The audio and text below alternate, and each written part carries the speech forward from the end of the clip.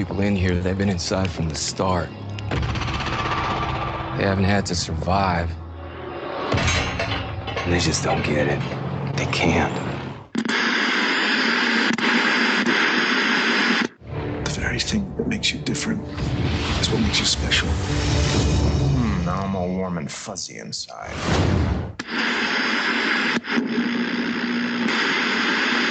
To fight for this city. To be the symbol of hope that the arrow never was. I am the Green Arrow.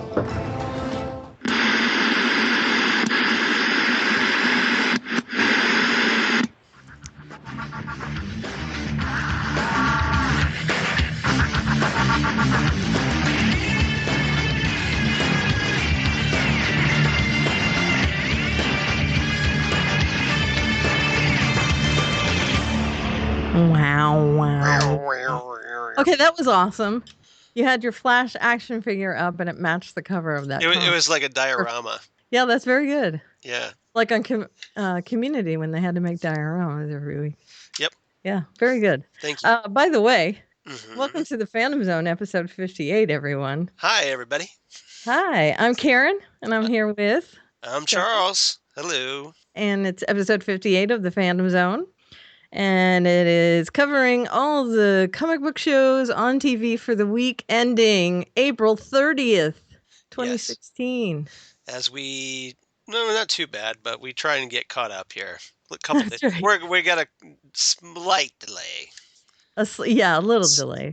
A wee delay. Yeah, it might be a couple days late, but not too bad. Yeah, that's pretty good for us. Yeah, it is actually. Well, I mean, we cover so many shows. You just got to deal with it, right? Exactly. Okay, so we're gonna cover Fear the Walking Dead, season 2, episode 3, Lucifer, season 1, episode 13, the season finale. Right. Agents of S.H.I.E.L.D., season 3, episode 18. The Flash, season 2, episode 19. Yes. Arrow, season 4, episode 19. Legends of Tomorrow, season 1, episode 13. And Daredevil, season 2, episode 8. I put 1, and that is incorrect. Incorrect. You must be flogged. All right, I changed it. So, those are them, right? Those are they. Excellent. Yes. So, shall we start with Fear the Walking Dead? Ouroboros. Ouroboros. For those of you who don't know what an Ouroboros is, it's a snake that's eating its own tail. You've probably seen this. Right. Like, especially if you're a fan of the TV show Millennium, because that was their little insignia for the Millennium Group. But so yeah, that was their symbol, and I'm not quite sure how it related to this episode though. Yeah, me neither. Or is it just me?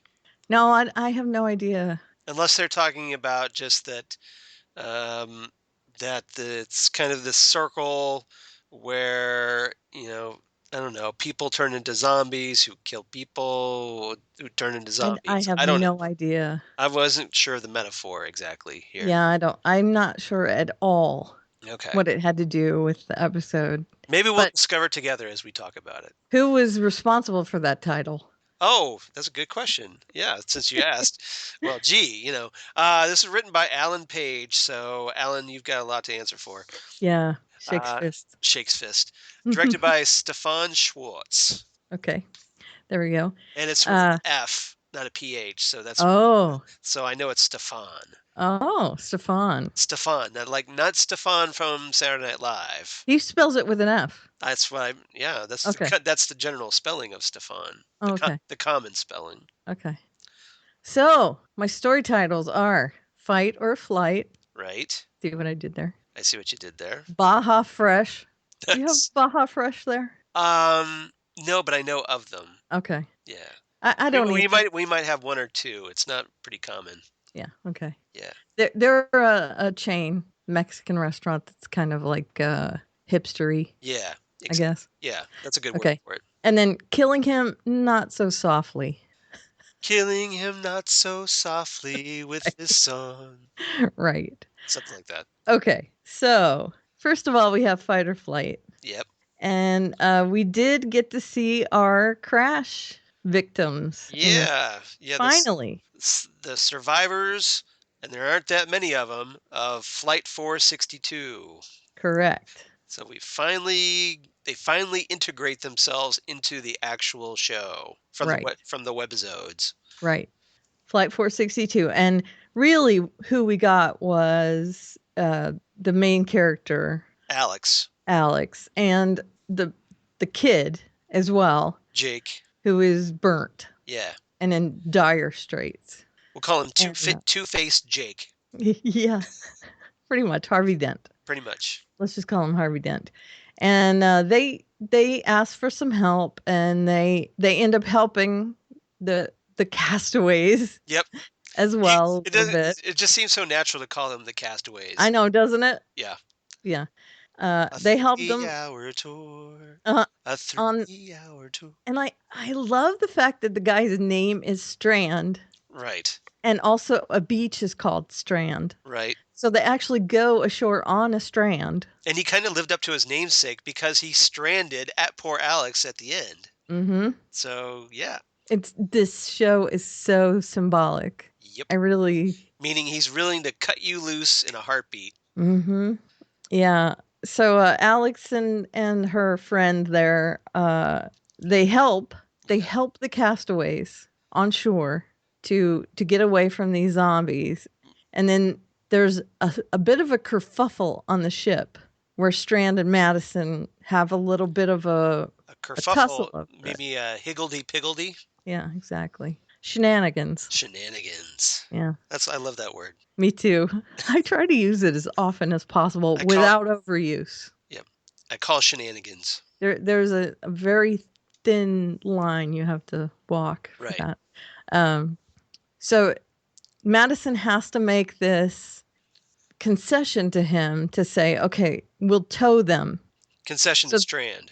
Right. Right. We'll tow them so they're not passengers with us. Mm-hmm. And then we'll cut them loose at San Diego and they'll fend for themselves at that point. Right. And we'll go on our merry way.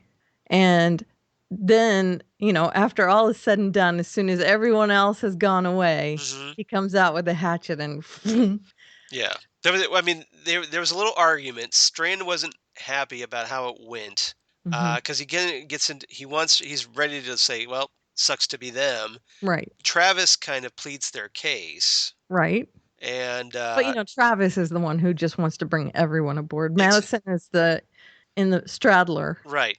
And she had to end up apologizing to Alicia. She's like, "Look, I'm doing all I can here. Right. Give me a break." And Strand is no. But Strand goes off in a huff, and then he's pacing around the deck or something. Right. And then when everybody's not really paying attention, he comes right back with a knife or something and cuts that life raft loose. Yeah, it sounded like an axe or a machete, it was heavy, whatever it was. And I get the feeling that Madison is really afraid that Strand is just going to cut them loose if they push it. Right. So this is why she's trying to make these concessions. And I think she's going to have a heart-to-heart with Travis and say, dude, you got to lay off. Well, as Daniel pointed out, she's the diplomatic one. Right. And I think Daniel is really the one that's facing the facts here. He's like, we're in it for ourselves. Do you think she would have picked you over her daughter? No. Right.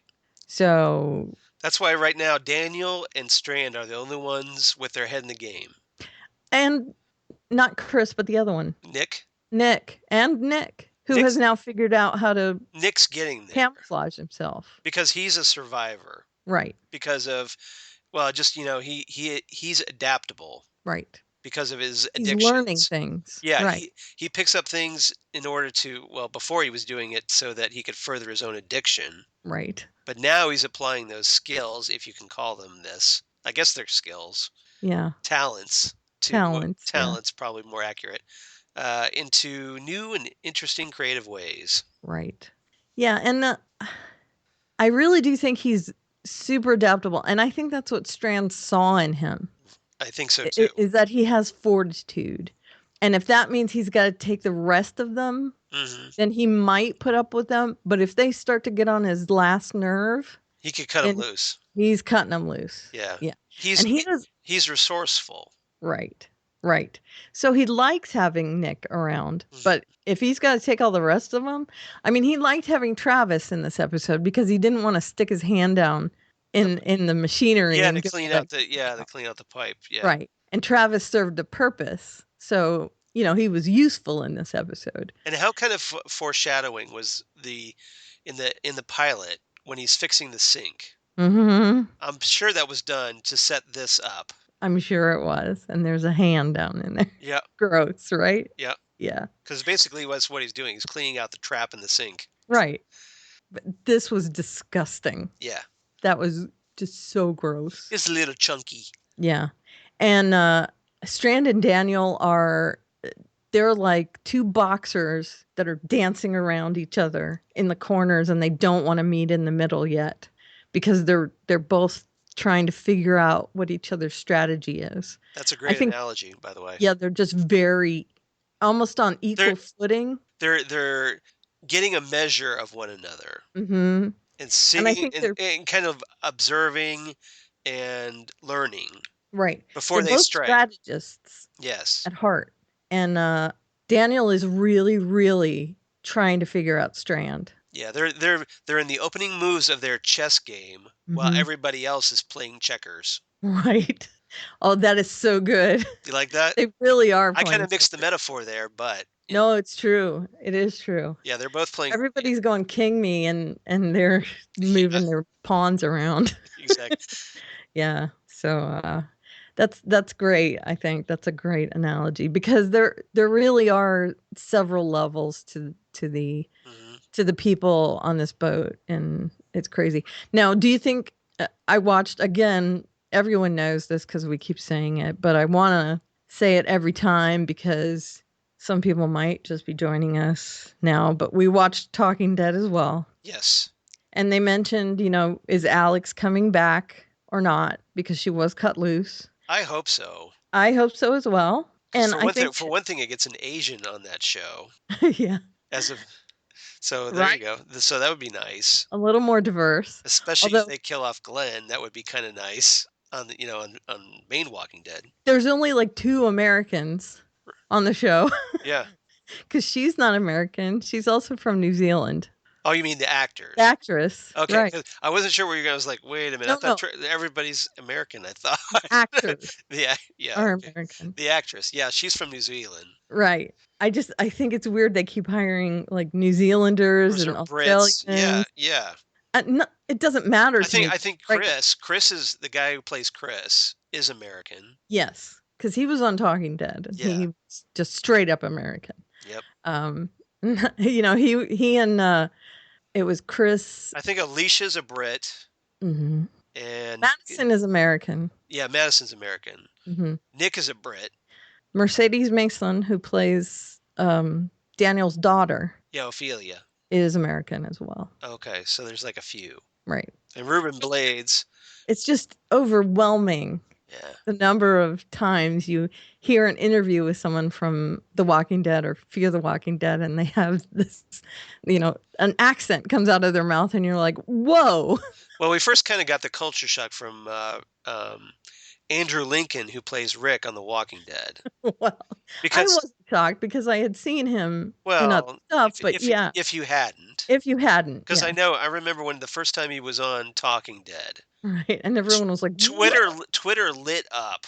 Yeah. When he started talking for the first time in his British accent. Because his American accent is so good. Right. And it just blew everybody's mind, and I'm just like, you didn't know this, people? Come on, do a little research.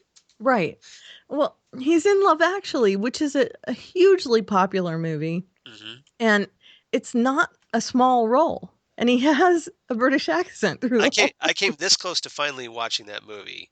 It was on cable. I happened to glance at it, but we had to leave. You're the worst. Have you watched anything that No, you haven't. I think so. No, I don't think I he can't has. recall offhand. Mm-hmm. I did You're listen to. looking up and to the right, so that's a no. No, I did listen to the first episode of Felix's Helix? Felix's Helixes. Oh, Yes, that's good. so Excellent. I did that. Good. So Yeah. which I heartily recommend. So if you're an Orphan Black fan, check out that podcast because it's great. Okay. Thank you.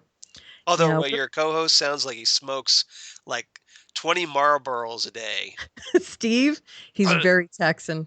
and he like he's got a little lung thing as a result. He's my buddy. He's got a little I love him. little He's awesome. black lung disease or going on there. Don't diss him. He's amazing. No, he's fine, but the sound. We are geeking out over that show big time. There's so much D&D and geek references in that show. It's awesome. Especially now that they're underneath a comic book store. I know, right? I love that. I just love rabbit hole. Yes, which was, like you've got Matrix reference right there. Yep, exactly. Or Alice in Wonderland, take your pick. What is this bizarre? Yeah. Okay, back to Fear the Walking Dead. Okay. And I was blazing through this, by the way. Now you've gotten me. That's my fault. Okay, so now let's move into Strand, and he's taking them to Baja, California. They've now cottoned on to the fact that they're not going to San Diego. Right. However, he explained to them, to Madison at least, San Diego is off the table. Right. Because of what's going on there. And he knows of a place in Baja, California, where he's got reinforcements. He's got a bunker. He's got supplies. He's got weaponry. He's got all this stuff. Now, he could be lying. Yep. Although he has not lied to them so far. Right. But there's also that concern that he's bringing them there for some reason. Of course. Some ulterior motive. There's something going on with him. He's hinky. Yeah. He's like Frank Underwood from House of Cards. Ulterior motive guy. Right. Right. Except he doesn't turn to the camera and explain. Yeah, he doesn't do asides. No. Exactly. He doesn't. But it'd be awesome if he did. It would be, actually. Yeah. So there's that. And Madison now has bought into that. Right. And she explains it to Travis, and they've kind of decided to get on board with that. Daniel's the only one who is hesitant, but it's not his boat. And I mean, isn't that the mantra now? It's not our boat. We need to get a sound clip of him saying, "It's my boat." Yeah, I guess I should. Maybe I should. Get that opening, where he talks about the three things. Yep. It's my boat. Number 1, it's my boat. Number 2, it's my boat. Number 3, it's my boat. Rules are my boat. Yeah. And then we had all this stuff on shore. Right. With the plane crash where they went to scrounge for stuff. And of course, with the plane crash comes victims. And apparently they didn't have the foresight to think about that. Right. Because by now... But the upside, supplies. Sure. But by now they know that when you die, you turn into a zombie or whatever. Right. Yeah. They call them the infected, which seems really lame. Right. I agree. But I hate it when Hardwick does that. On Talking Dead, it's like, just call them walkers or something. Walkers is better. Just call them walkers. If you don't want to call them zombies, call them walkers. Something. Right. I know. Infected. I love Chris Hardwick, but yeah, sometimes he's got his own thing going. Well, maybe he's under direction. Oh, he could be infected. But it's still lame. Yeah. I'll call them walkers. Yeah. Or zombies. But they do know that if there's dead people, they're going to be like, yeah. Okay. So they go, and they seem to be quite lackadaisical. They're just sitting around, pawing through the stuff on the shore. They're not looking. No sense of urgency. No situational awareness, as Archer would say. Well, exactly. How long did it take before somebody finally noticed that Chris was missing? Right. Even Daniel, who does have his head in the game, he's just like, he tuned Chris out like that. Not paying attention. Because he doesn't care about Chris. Nope. So it's just like, oh, hey, that other kid, what's his name? He just wandered off. La, la, la, la, la. Yep. Right. And of course, Chris wandered off and he went into the fuselage of the plane, which is probably the worst place you can go. And then he found the cast of Lost. The Others, The Others. Oh, yeah. Yeah. right? Nice reference. And really, when you have zombies that can bite you Right. and you have to stay a certain distance away from them, Mm-hmm. where you want to go is a contained space where you can't get away, right? I mean, Well, all right. that's the first place you want to go. In sort of his defense, Okay. the impression that I got from this episode was that Chris is actively looking for zombies to kill. I agree. I think he's got a taste for it now. Right. And this is how he, like, I think it's because of his anger issues about his mom and everything. This is how he's coping with it. Right. By But being, that was uber dumb. yes, Okay. but I think it's the reason he's looking for this danger without even realizing it, probably. And kind of a subconscious death wish, maybe? Possibly, or it's just he needs that An outlet. he has that needs that outlet, Yeah. and he's so fixated on it Yeah. that it's blinding him to everything else, I think. Right. And as they mentioned, it's also what happened in this episode was that there was actually someone who hadn't turned in the plane. And man, that was rough. Up that they did on his back Yeah. was Because apparently vivid. his spine has ejected through his back. Yeah. It was gory. Now, now you can't say that guy doesn't have any backbone. Or wait, he did. But yeah, there you go. He did, definitely. That's a little quiet on that one. So I'm sorry. That's all right. Need to I'll tune turn that it up. Yeah, tune that up. Turn it up to 11. So Chris finds the alive guy, and the guy who's alive, who hasn't turned yet, who's gonna die. Right. I mean, he's gonna die, and then he'll turn. He begs Chris to kill him. Please kill me. Because he knows what's gonna happen. We saw what happened on this flight. Yeah. And the people know what's gonna happen to them. Yep. So Chris now has a taste of what Travis had to do to his mother. Right. See, before it was easy because they were already dead. Mm-hmm. But now before this guy's turned, and he's got to put him down out of his misery. Put him out of his So now, this affected him. So the question is now, will he be able to kill or squash zombies after this traumatic event? Right. And how much does he understand and sympathize with Right. Travis, what happened to his mother? Yeah, maybe he'll finally stop being a dick to Travis. Right. So exactly. Here's hoping. Yeah, let's hope. So what did I miss? I think that pretty much has it. Okay. Yeah. But but the question is, are we going to see Alex again? Right. And Nick realized that he can put the goop on himself and that was a big deal. Yeah. I did like the little crabby zombie guy. He's stuck in sand. Don't mention that. What? It was a thing. What's your rating? Why don't you go first? 8 crabs. 8 crabs. Okay. See, that's why I was telling you. Okay. Well, but I give this one 8.5 out of. This is probably my favorite episode, at least so far of this. 8.5 out of 10. Jennison life rafts. Yeah. So I loved the fight scene on the beach. Yep. There was some good stuff happening there. The imagery of the walkers, and yes, I'm going to call them walkers, coming over the dune. Mm-hmm.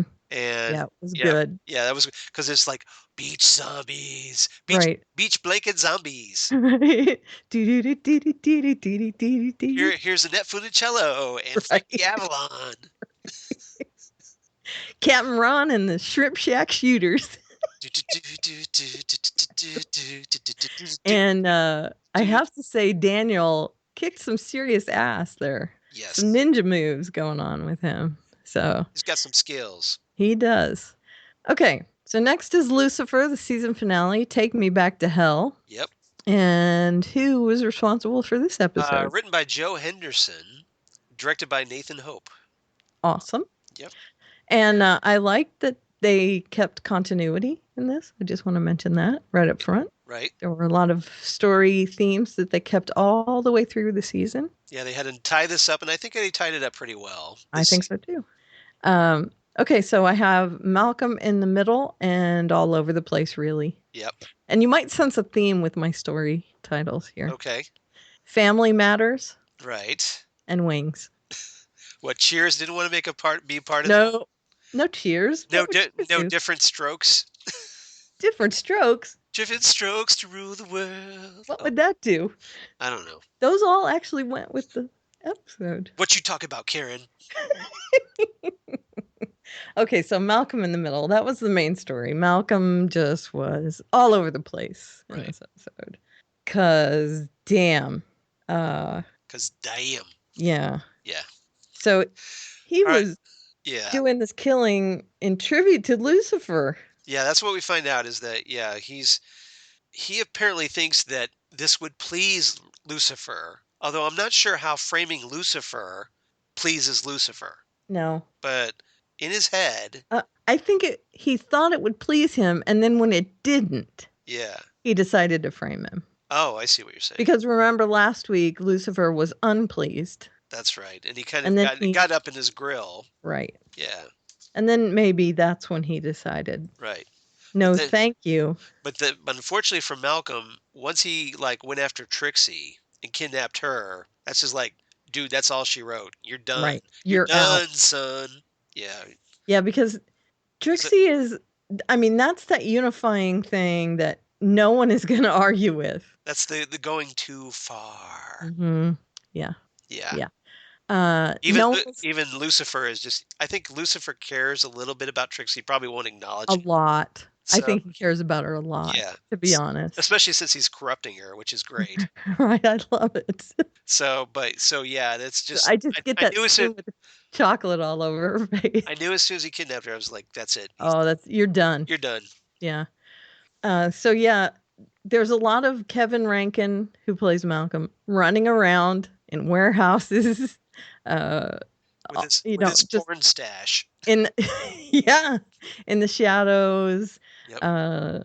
Behind the scenes. And I did like that ex-douchebag, yep. Dan. Yeah, Detective Douche. He stepped right up. He took the fall. Yeah. So Lucifer wouldn't go to jail. That kind of surprised me. It did me too. I didn't think he would. I thought that would just kind of leave it this open-ended mystery. I think he did that for Chloe. Okay. Because he knew he had to come clean for Chloe. Right. And Trixie, really. Yeah, but I think he knew also that gun was going to show up at some point and put the finger on him. So might as well own it. Might as well own it right now. Yeah.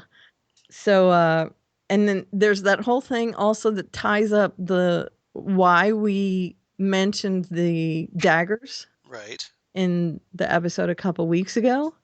And we get to see that the dagger was part of a crime scene, and Malcolm just happens to notice, ooh, this might hurt someone. Yeah, let me just palm this for later. Right. So there's lots of little things that are getting pulled into the story. Also, Dr. Linda. Right.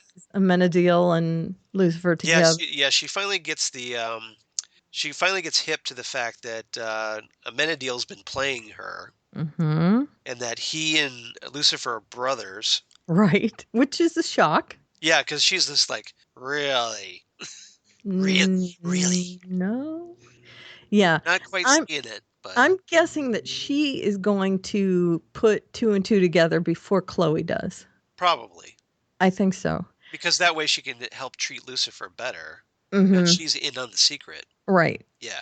Because now that she knows that Amenadiel is super in the loop on all this and played her, she's going to have to kind of put the story together. Yeah, I think I think we'll find that that'll happen in season 2. Right, because Amenadiel wouldn't have known all this stuff otherwise. Yeah.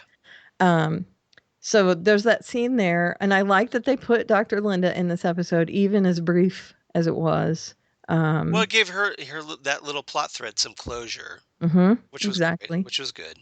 And they also gave us a little tidbit about how Lucifer actually got like ID and stuff, which is something probably people wanted to know. Right. I would just think that he like whammied somebody into giving it to him. Right. But it was pretty cool that they showed that someone falsified docs for him. Right. See, I just thought that he would have like a blank piece of paper. Like psychic paper on Doctor Who. Right, exactly. That he would just Yeah. show to people and say, look. Yeah, It's, so that's it's just cool. a blank piece of paper with some wavy lines. Oh, wait. Yeah, exactly. Squiggly line, squiggly Squiggly line, lines. squiggly line. Yep. So there's that. Looking for... You're blanking? No, I'm just trying to see what is going on here. Lots of family stuff. Yep. Amenadiel and Lucifer are working together in this episode because they finally realize that if they are at each other's throats, Right. nothing's going to get done.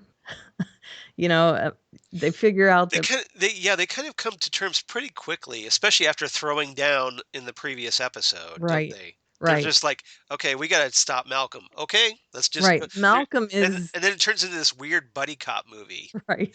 And I was trying to figure out which was the better buddy cop movie. I posted this on Twitter. Was it Lucifer and Amenadiel as the buddy cop movie, or was it Chloe and Maze as the buddy cop movie? Because that was a great buddy cop movie as well. It was. But you know what I liked? I liked the comedy in the Lucifer and Amenadiel thing because there was that scene where like the mortals were attacking Lucifer and Amenadiel, and they would just like stand there like rocks as the mortals would like hit them from behind, and they would just go, whatever. And then they turn around and flatten them or whatever. I mean, that was funny. I liked that very much. But there was that potential for real danger with Chloe and Maze. Yes. But I do like their womance. I would like to see them get closer. I see what you did there. Hey, that's a term I use. I understand. That's okay. As opposed to a bromance, it's a womance. Yeah. I got it. Uteruses before deuteruses. That's stretching just a little That's bit from there. Parks and Rec. Oh, well. I'm lifting that from okay, all right. Fair enough. Yeah, I love that scene where they fought together and they realized that Malcolm is the real danger, that their father is gonna do whatever he's gonna do. Right. No matter what, but they gotta get rid of Malcolm. Yeah. So that's what they unite about. Now that what you just said there, that kind of leads us into the whole thing where Lucifer actually makes an open plea to his father. Mm-hmm. Well, when he gets stabbed by Malcolm, right, and he thinks he's gonna die, he says, "Protect Chloe." Yeah. Whatever happens to me, I don't care. He's kind of making the self-sacrifice. Right. Take me, save Chloe. Right. And that's the hero's bargain, isn't it? Yep. That's usually the thing that saves the hero. You make that sacrifice and then everything goes bright and you become the hero, and and he does get resurrected, which is of course what happens in that case. You get your life back after he does a little side trip. Yeah. He has something that needs to be done first. Yeah. Well, first he goes to hell, back to hell. Ooh, the gates are open. Yeah. That's not good. No, they're all broken and open. That's not good. Someone got out. Yep. Because no one's watching. Now, we haven't... Now, that was kind of what I was wondering, because I would think that if Lucifer was on Earth, someone would have been forced to, like in the comics. Remember in... Season of Mist, the Sandman storyline. Right. When Lucifer leaves hell, Remiel and Duma, angels. Right. Yes, but there was a time when the gate was just locked. Right. And they were voting to see who was going to take over. So there was a brief period of time. Yeah. When it wasn't being watched and the gates were just locked. So this might have been that time. It was prolonged, obviously, because he's been on Earth quite some time. But I'm assuming the gate is supposed to be locked. I would hope so, yes. Right. So it was jimmied. Yep. Well, we find out who apparently broke out. Mom. So and who is that? My theory is Lilith. I'm thinking Lilith as well. We'll see. Now, they have it different in the comic with Lilith. Mm-hmm. But I think they might be reworking it so that Lilith in this continuity is Lucifer and Menadiel's mother. Right. Yeah, Lilith is in Sandman. Yes. As a different type of she's the mother of Eve. Right. But Lilith in the Bible is different. So, Right, exactly. It's open to interpretation, apparently. right. Lilith was before Eve, and then Eve replaced her. She was Adam's first wife. Right. And she was corrupted. And anyway. So, yeah. I'm not going to get into all that. You can look it up. It's a right. It's a popular book. It's out there. You can find right. it. The Bible. The Bible. Maybe you've heard of it. right. I would recommend the King James edition. No, it's not the Bible. No. Okay, the Bible. Got it. The Bible. Yeah. Got it. Okay. If you want a good work of fiction. I'm sorry, what? That's open to interpretation. That's true. Let's not offend anybody. No, I'm joking. We don't need 1 million, or excuse me, 10,000 moms. Oh, that's right. I'm joking. Yeah, because it's up to your interpretation. Exactly. Okay, so that's my Family Matters, and Amenadiel is also fatally wounded and is going to die. Goes to Maze, who they have this romance happening. Right. Pretty much against all odds. And we saw that she had this piece of Lucifer's wing. The feather. The feather from his wings. Yeah. She got the magic feather. So she gives him the little feather treatment, if you know what I mean. Nudge, nudge, say no more. Yeah, tickles him a little bit on his abs. And heals him right up. And gets all glowy and ooh. Right. Yep. And he cannot believe that Maze would use this on him instead of Lucifer. Right. And there's this little, oh, I love you and I love you too, in their eyes. Sparkly. Even though you tried to kill me. Right. Yeah. Yeah, but this is a, redemption. We're getting back together sort of thing. So I'm guessing they're going to pick back up, probably a little tormented, angsty, but thinking about picking back up where they left off. And there's going to be some thought of someone having to go down and bar the gates of hell again. Right. I'm guessing. Well, because Lilith is not the only one in hell, right? No. So, I'm guessing this means other people. So I would think you need to put somebody in charge of that. Have escaped. Right. So, yeah. Maybe Amenadiel. Hey, Amenadiel, why don't you go down to hell? I'm guessing. See, that's what I thought, is that he was going to have to take over if Lucifer didn't go back down. That's what I thought, too. I thought, he was put in charge of it, decided he wanted to be in charge of it anymore.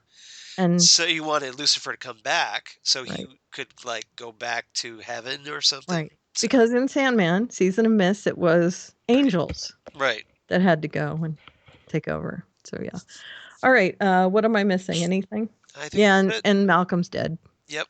So and he loses the coin. Well, yeah, because Lucifer steals it back. Lucifer knows a guy, which I loved. Right. I loved that line. Right. I know a guy. That was good. So, what did you give this episode? I give this one 8.5 broken gates of hell.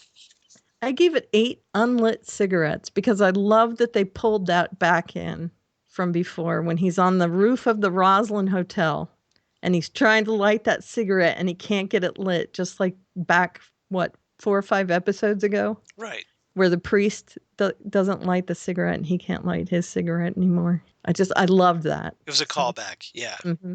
So I used that. All right, Agents of S.H.I.E.L.D. Yep. Season 3, Episode 18, Singularity. Written by Lauren LaFranc. Ooh, LaFranc. LaFranc. Oh, this is Lauren LaFranc. Oh. Directed by Gary A. Brown.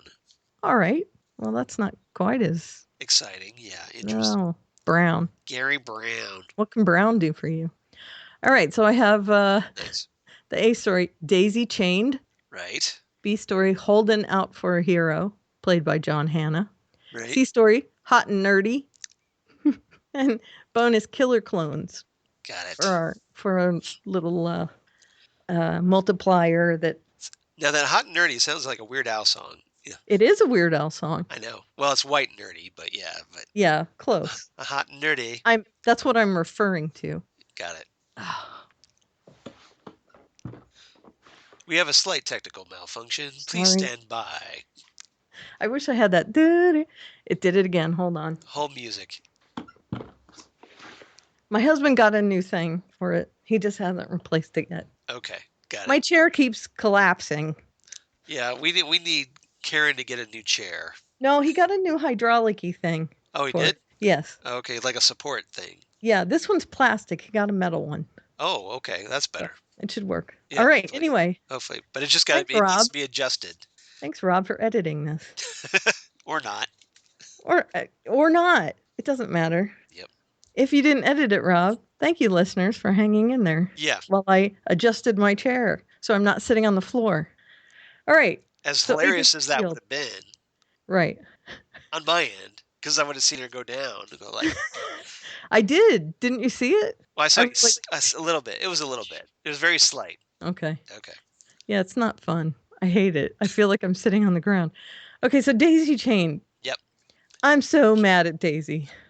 Because don't you think she has the fortitude to kind of break out of this? You would think. I mean, doesn't she seem like she's there enough to break out of it? Unless she's just still hung up on Ward, so it's kind of like locking her in. Do you really think she's hung up on Ward? I would hope not. I mean, it seems like she's almost moved on to Lincoln, though, right? I would think, but maybe it's stronger because of that past connection. So the Hive is able to use it. And the mind control. Yeah, thing. and the little parasites. Yeah. Still. Yeah, I know. I'm tired of mind controlled. Me too. Heroes. Me too. Because I feel like heroes should have the fortitude to resist it, at least some of the time. It just seems like they're all weak. Yeah, and I understand it for like maybe part of an episode. Right. But not 2 episodes. Not 2, 3, 4 episodes. No. Right. Yeah. And Daisy is strong. She's very strong. Especially for female characters. Right. Right? Hello? I know. I wrote an article. Yeah. About. There's a thing about female characters being mind controlled. Yeah. This is written by a woman. This episode. Well, I have to say, May was treated differently in this episode. She was very strong in this episode and very single-minded. And I liked where she went. And I also liked Fitzsimmons. Yes. Yep. In this episode, even though they were quite awkward. But there's a payoff, isn't there? There so is. Get the porn music ready. Oh, I have a finger on the button. As soon as I saw that scene, I'm just like, we're going to be playing the porn music on Phantom Zone Podcast. I can't wait. That's right. Sweet Christmas. Yep. There was some hot nerdy action happening. And can we please have him in glasses every week? Because hot. Now, was this like nerd hot, or was this just, you're a little cougary? He was hot in those glasses, I have to say. Accent plus glasses plus scruff equals hot, nerd hot. Big plus. Okay, so anyway.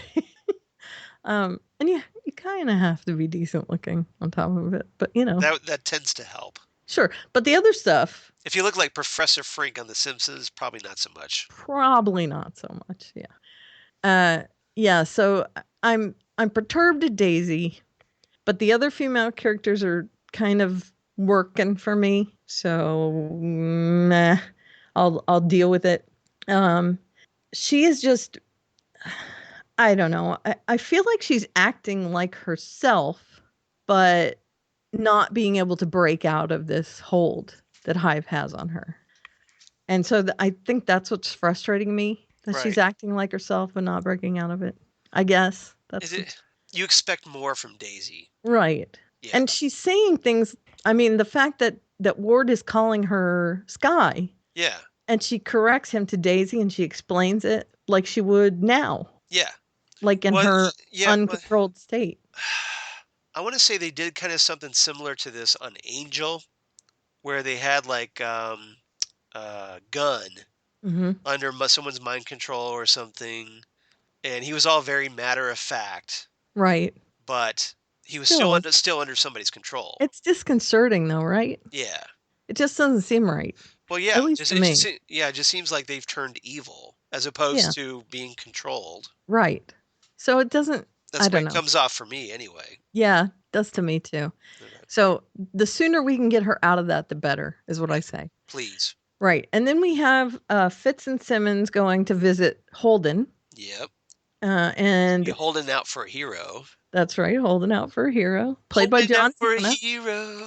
Right. John Hannah, who has been in all kinds of British productions. The Mummy. That's right. The And Angel. And As Angel. you just mentioned. Right. And a bunch of other stuff. Holden Radcliffe, he plays. And they stick a needle in his eye. And they find out that it was actually a prosthetic eye already, right? Yep. Because he fooled them. But, you know, no, that was a great scene. Because we got this sequence where, like, Fitz and Simmons are undercover. They're trying to use Fitz's little cybernetic eyeballs. Right. To they're trying to get in good with this body mod. Right. Guy, and played by John Hannah. Right. And so there's like a test where they have to implant one of the cybernetic eyeballs in this guy who's his face is bandaged up. Right. And there's a very icky moment where Simmons is instructed she has to do this. This is after Fitz and Simmons do a little confab. Like, are we going to do this? Yeah, we're going to do this. Right. So, and then she kind of like probably at the last second realizes something and then just jabs the eyeball, which she knew was fake. Right. Right at the last minute, she realizes it's fake. Yeah. And that's when the guy unwraps and says, "Hey, surprise. Yep. Guess what? You passed my test." Yep. And he decides that he'll work with them.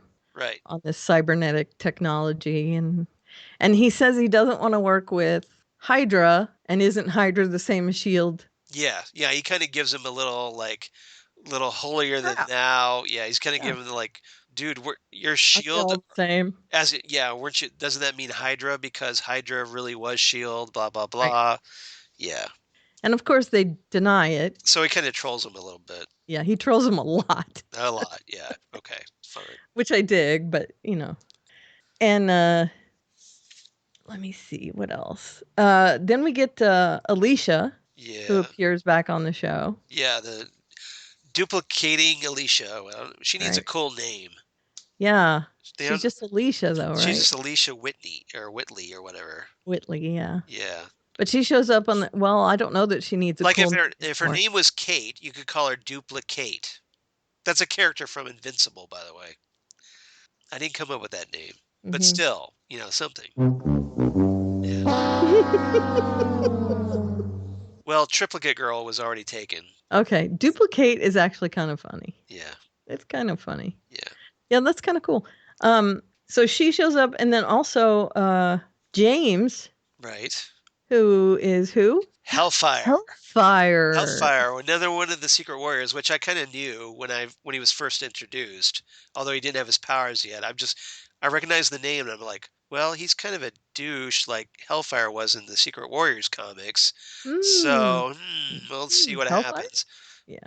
But yeah, now in the comics though, Hellfire ends up betraying the team, and Nick Fury kind of like drops him into this pit. And kills him. So yeah. Sarlacc pit? Something like that. Yeah. Okay. Yeah. Cool. Yeah. But and then there's Lincoln as well. So he could be the one who dies. Oh. But it probably would be Coulson who does it if they follow the comic. Instead of Nick Fury, yeah. Yeah, yeah. Because he's Nick Fury. Essentially, yeah. Yeah. Because we can't afford Samuel L. Jackson, but we can afford Clark Gregg. So. Right. Well, doesn't he kind of show up on this every once in a while? Every so often, but he hasn't in it. He hasn't he's since done like a few. Season. Well, season 2. Well, right? He did. Remember in Winter Soldier, his character is quote unquote killed off. Right. When he's pretending to be dead. Mm-hmm. So he's lying low now. He's on the down low. He's on the down low, the DL. Go the F to sleep. Yeah. Okay, so back to Alicia. Alicia is infected, and not Fear the Walking Dead infected. No. Okay. Infected by Hive. Got it. And so in order to get rid of that, they kill all her doubles. Right. And she gets a really bad headache over by Ward and realizes that all her doubles are gone. And that's why I put killer clones as the bonus. Got it. That's pretty much her whole story, right? I mean, Yeah. not a big deal. No big deal. She infiltrated, but she was infected, so there's that. Lincoln gets pulled out of the field Yes. because shenanigans. Right. Coulson just can't trust him, though, right? Isn't that kind of the deal? Well, I think it seems like he's not. Coulson isn't convinced that still that he's not there for S.H.I.E.L.D. He's there for Daisy. Right. And since Daisy is infected, Right. he's gonna try and go after Daisy instead of be on the team. Basically, he's going rogue. Right. So Coulson pulling him off the team probably isn't the best move ever. No, you because think you now want to keep an eye on him. Right. Because now he has like free reign to just go headlong after Daisy, right? That's dumb. But Coulson does some dumb decisions sometimes. Coulson, you're the dumbiest. Yeah. Yeah. So there's that. And then Coulson and May have some heart-to-hearts. Right. Now, there was a cool Coulson moment, though, where he and May kind of get buried after there's like some explosives that he discovers. There's like, they jump in this hole where the artifact was taken from, and Coulson protects them with a hard light shield from the form of Captain America. Right. Which is a nice little reset to that hard light shield that Mark Waid and Adam Kubert, I think. I think so. Yeah, gave Captain America, and when Waid and Kubert were on the run, doing their run on Captain America. I have one of those signed. So yeah, they're nice. So it was a nice little. It makes perfect sense because Coulson is a Captain America geek. Right. So he would have perfectly. Lots of gadgety things like that. So or try to. And he makes a line that he says, well, I thought the director of S.H.I.E.L.D. should have a shield. Right. Of course. Right. Why Which not? makes perfect sense. Yeah. And he and May, I think, they're kind of doing that standoff, but they need to be left and right hands for each other again. So hopefully they'll get back to that. So I wonder but the whole thing with Andrew threw that off. I'm thinking they're going to ship them at some point. Do you think so? I think they're building. I think it's going to be a while though because of Andrew. You got to take Andrew off the board. And the chick that he just lost. Yeah, but she's dead. So I know, but he's still grieving. It can happen. They got season 4 now, so yeah, it can happen. I'm thinking in season 4 maybe. Yeah. But Andrew's gonna have to be off the table because right now she's in limbo. Right. She doesn't have closure. She needs closure, definitely. So Fitz and Simmons are briefing back on Radcliffe in Romania. Yeah. Holden. And they're doing the eye thing and science and all that stuff and the glasses and and the thing.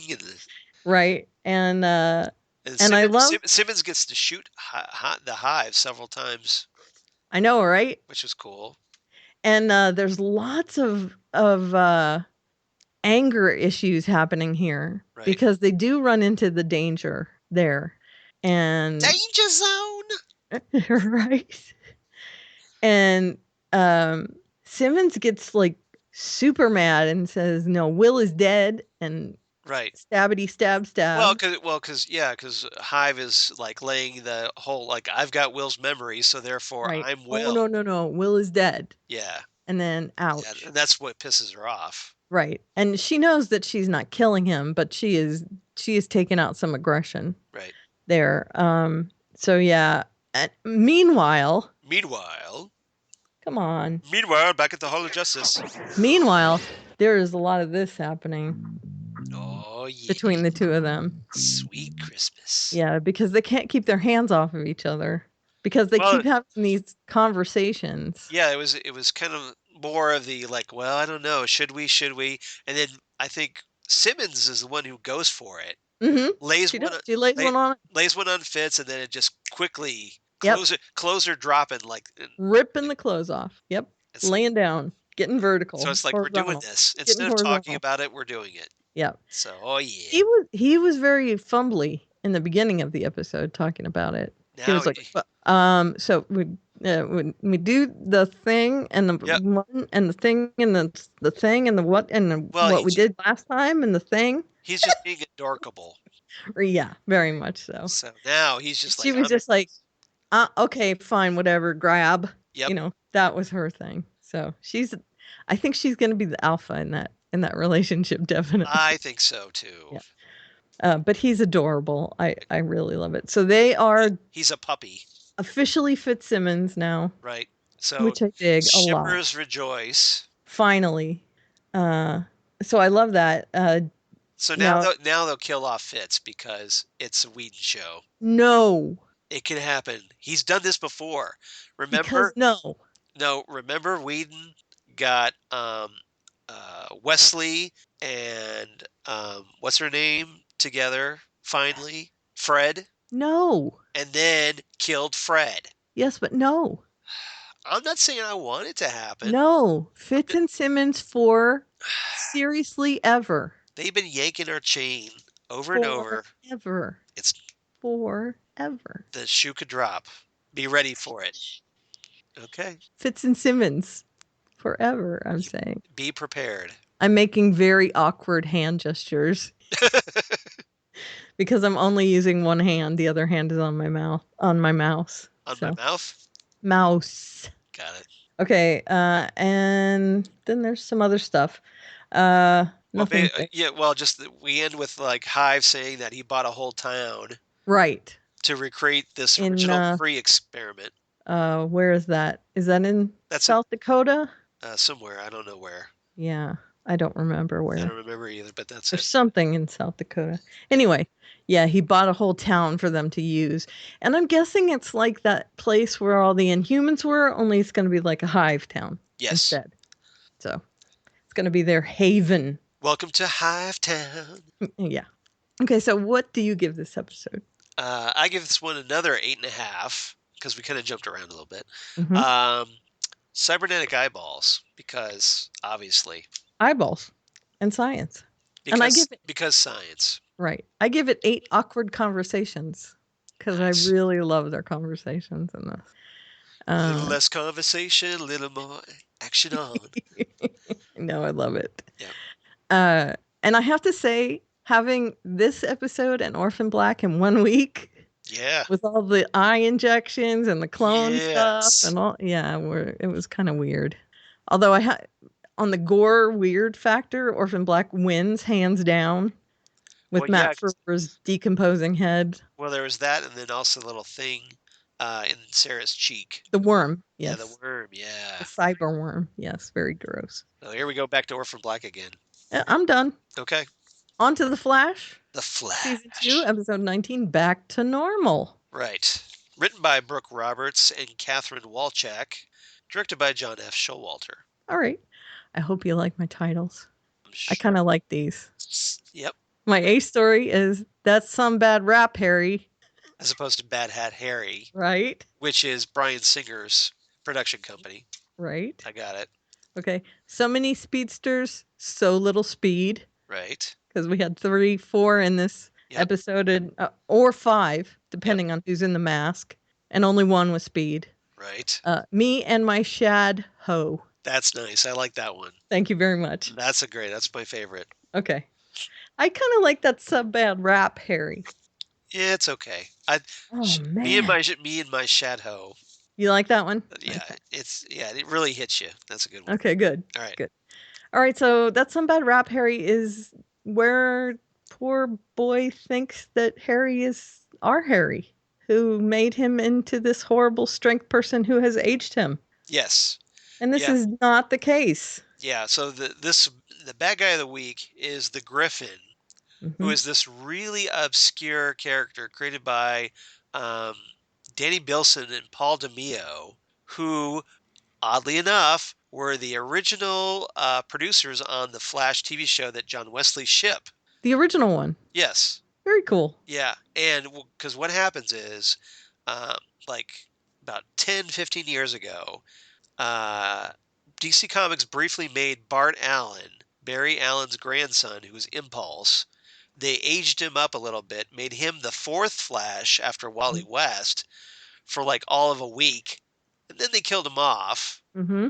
Then later brought him back. Right. But yeah, so he was because you're always alive in the Speed Force. Yeah, so there's like a 13-issue series called The Flash, the Fastest Man Alive. Right. With Bart Allen as the 4th Flash. And the Griffin was this guy that Bilson and DeMeo created, who was kind of lame. Yeah. And he's kind of lame here. Yes. But he's really obscure, and they just dredged him out of nowhere for this episode. And see, I would say not nearly as obscure as Arm Fall Off Boy, except Arm Fall Off Boy is not obscure anymore because he's obscure. Yes. The Griffin is actually obscure. Yeah, there's obscure and then there's cool obscure. Right. Arm Fall Off Boy is cool obscure now. Like Matter Eater Lad is cool because it's cool obscure. Right. Because people, if you knew about it, you were awesome. Right. Exactly. But the Griffin is just, if you knew about it, you're just weird. You're not impressing anybody No, by knowing who the Griffin is. You are not impressing anybody. I like how you said that. You like that? Thank you. Yes, you're not impressing anybody. No, you're not. That trivia is not going to make it into a Trivial Pursuit board. Right. Yep. Okay, so yeah. So I guess I'm not impressive because I know it. So No. You know all the other stuff too, so it makes up for it. Okay. So he smashes in Harry's car and he says, "Reverse it." Right. Stop that. Reverse it. Right. In the immortal words of Willy Wonka. Got it. That's well played. Yeah. You're right. And that's the good Willy Wonka. It is. Not the Johnny Depp Willy Wonka. No. We're talking Gene Wilder. Gene Wilder. Proper Willy Wonka. Correct. The only Willy Wonka. Right. As far as I'm concerned. Right. There's no easy way of knowing just how fast we're going. It's creepy, right? Yeah. That movie can get really creepy if you think about it too hard. Yeah. Don't ever get high and watch it. Not that I know. I have never gotten high. Don't overthink it. Right. Because otherwise it'll lead you down a really creepy, dark path. Right. Yeah. Okay.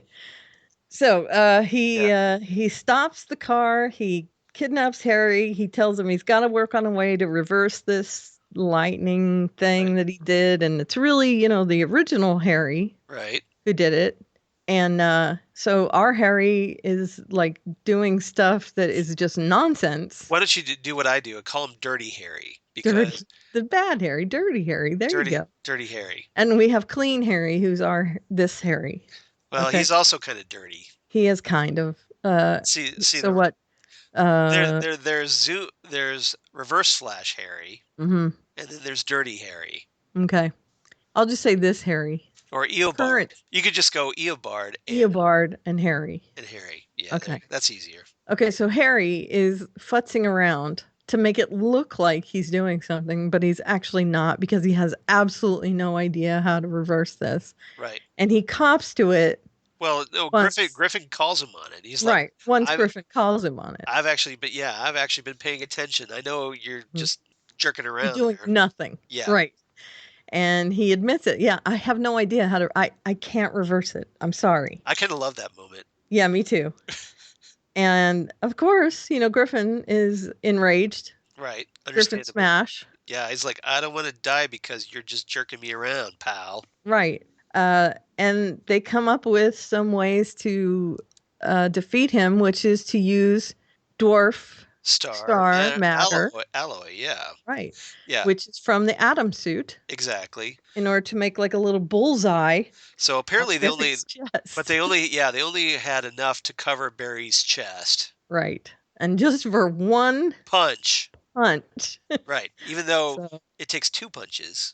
Right. But maybe that was a ballpark estimate. Better not hit him in the head either, right? Yeah, well that's the other thing is like yeah, you could drive a plot through that hole. What? You know what I mean. Yeah, from Daredevil. Let's see. Yeah, you know what I mean. Yeah. So yeah, they end up defeating him with, that sort of thing. You could drive a truck through that plot hole. That's it. What you said. You're welcome. Ding, ding, ding, ding, ding. So there's that. And, I just like that they used the Ray Palmer stuff. Right. So, again, continuity. Well, it's that DC Universe synergy. Right. Yeah. And of course, that brings Jesse back into the picture because he ends up getting intercepted because he followed Jesse's trail through the dropped cell signals. And I like that Cisco says, "Is that why I keep dropping calls around?" No, that was It was kind of nice because we actually got to see Jessie, what happened to Jessie after she left Central City, where she apparently found a roommate, Mm-hmm. and then all of a sudden her like super scientist dad shows up. But Right. And her roommate is just totally not, Yep. doesn't care. Whatever. Tell me if I need a new roommate. Well, What- she is a millennial, so Yeah, right? that's perfect. I hate millennials. I'm sorry. I really kind of do. No, don't do that because that's like half our audience. So don't do that. Okay, I hate that kind of millennial. Her roommate. There you go. I like That's more sense. That makes the more kind sense. of millennial that gets along with me, which is like comic book reading nerdy millennials. Right. Those I like. Okay. But the ones that are like Yeah, you got to qualify that. focused on their cell phone all the time and like waxing their mustaches and self-absorbed hipsters. yes. Yeah. So Okay. I don't like those. Yeah. Yeah. But now was it just me or did because when they bring Jessie back to Star Labs, she's essentially fulfilling the Caitlin role because Caitlin's not around because she's Right. been held on Earth 2 by Zoom. Now, And again, we have the women are disposable right. thing happening. Hey, let's just puzzle piece them together. Right. Yeah. But, well, I mean, it makes sense with Jessie. Because she's a similar person, but Right. yeah. I actually, if they didn't bring Caitlin back, if they just turned her into Killer Frost, Earth 1 Killer Frost, I would I would be okay with that. Because I think Danielle Panabaker is much better as Killer Frost than she is as Caitlin Snow. She's more interesting. And she's lost her love interest as Caitlin Snow. Right. Anyway. So make her evil and then bring Jessie in as the replacement. I would be totally cool with that. Sure. Yeah, and of course bringing she was very like her chemistry with a group when she's helping out. And she's very laconic. Right. She has a wry sense of humor with them. I think that Danielle Panabaker doesn't have. Exactly. I like her, Danielle Panabaker. I like Caitlin. Right. I do too, but she's more of an ingenue. Yes. Where Jessie Quick is. Jessie has more sass. Yes. Yes, a bit of a darker. Which makes her more interesting. Well, she's not willing to put up with her father's crap. Right. So that right there makes her essentially. Yeah. So that right there makes her a more interesting character. Right. She talks back to Cisco and everyone. Yeah, but not in a jerky way. No. Just a snarky way. Yeah, snarky. I love that. Yeah. Kind of like Chloe from Smallville. Right. Good. She reminds me of Chloe from Smallville. Yeah, so I would definitely prefer Jessie over sure. Caitlin. And so bringing Jessie back, and then we had Wally in this episode. So we get Zoom. Right. Barry, Wally, Jessie, and then if Jay is the man in the mask, that's 5 speedsters, and only 1 with speed. Right. It's a lot of speedsters and no speed. Because Barry Allen was an idiot. Right. Gave away speed. Yes. Yeah. So many other ways. He just started injecting that Velocity 9. Yeah. Well, Jessie might already have it. Whatever. Because of being injected already. Yeah. She might have the Speed Force. Just give her that speed formula. 3x2 9YZ 4A. Very nice. Yeah. But as we know from the previews, that is not what's going to happen. I'm not going to say anything, but if you watch the previews, you know what they're going to try and do next episode. And then me and my Shadow, of course, is Caitlin and Caitlin trying to work to get out. The bad Caitlin is not impressed by the man in the mask whatsoever. She just wants him to stop tapping. Right. I had to stop her screaming. Right. She is not impressed whatsoever by that. Caitlin is a little curious, but more wants to get out. Now, why doesn't someone just go up to him and go, to the man in the iron mask, go, "Are you the real Jay Garrick? Type 1 for yes, 2 for no." Right. That's all you have to do. I know. They really. Are you Ronnie Raymond? They were dumb. Yeah. Just dumb. Yeah. I think he's Jay because he tapped out Jay. Right. But right now they're back to nothing because Caitlin hasn't figured out the code. But anyway, they found a way out of the cells And then Right. they were set back to nothingness because Caitlin decided to double cross Caitlin. Right. And Zoom decided that, yes, she was expendable and stabbed her with her own icicle. Icicle, yeah. And then made sure to let our Caitlin know that she ain't going nowhere. Right. But now he decides, at the end of the episode, he decides to take her back to Earth 1 so he can conquer it. That's right. You and me together, we can conquer the worlds. Exactly. What are we going to do today, Pinky? Same thing we do every night. Try to take over the world. The worlds. The worlds. And you mean brain. Well, yeah. Well, yeah. Pinky and the brain. Yeah. So they're going to just have to put an S on the end of it. Exactly. Yeah, worlds. And then there was the side story of Wally wanting to meet the Flash. Right. Because he was grateful to him for saving his life. And he figures out that his dad knows the Flash. So introduce me, please. Yeah. Oh, just so happens that the Flash doesn't have powers this week. Yeah, but he knows that because the Flash gave up his powers to save his life. He mentions that. Right. And he says, just introduce me. And Barry does come through and puts on the suit and talks to him. Right. And I think it's a missed opportunity because he really should have just introduced himself as Barry. I think. Too many people know his identity already. But it's Wally. They're living under the same roof. Save it for later because it's the CW. They gotta have drama. Like, why didn't you tell me who you were? It's gonna be in the last episode, right? When they all come together in the Speed Force to defeat Zoom. I would think. Right? They're gonna have to. They only have 4 episodes left. Yeah. Well, I can see it coming down Main Street. Yep. Me too. Okay. Anything else? We talked about that. Nothing really. Although I am getting a little frustrated that the Flash seems to be coasting. Yeah, me too. A lot. It just seems like we know our end game, but no forward movement. But we don't want to do anything else until then. Right. So we're just kind of treading water. Right. Or Iris really running on water in super speed, but well. But yeah, no super speed. No real character development. Just it's just not. It's kind of just circling the drain. Quite disappointed this week by The Flash. It was my least favorite episode of the week. We know what you need to do. Get on with it already. Right.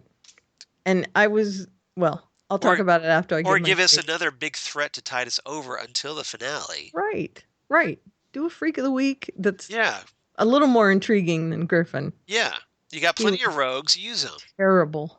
So, Bring us Killer Shark or whatever. King Shark. King Shark.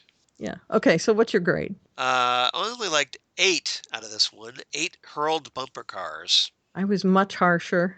That's okay. I gave it 7 super pouty berries because he was he's mopey. So emo in this episode. I can't run anymore. I can't get my coffee fast. Oh, poor you having to be like everybody else on the planet. Right. Well, Dirty Harry gives him crap about it. It's like, well, you wouldn't be in this situation if you wouldn't give it away your stupid super speed. Right, dummy. Idiot. Right. Idiot. All right, moving on. Arrow 419 Canary Cry. Right, written by showrunner Wendy Miracle.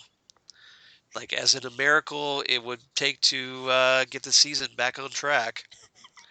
And Beth Schwartz. Directed by Laura Belzy. So all women. All women, exactly. And I'll tell you, there's something about this episode that makes it stand out from some other ones this season. Right. A story. Imitation is the sincerest form of breaking the law. Nice. Better than burying a canary in the backyard. Is that too harsh? Too soon? Nope. Okay, good. Nope. That's right. It's all about you.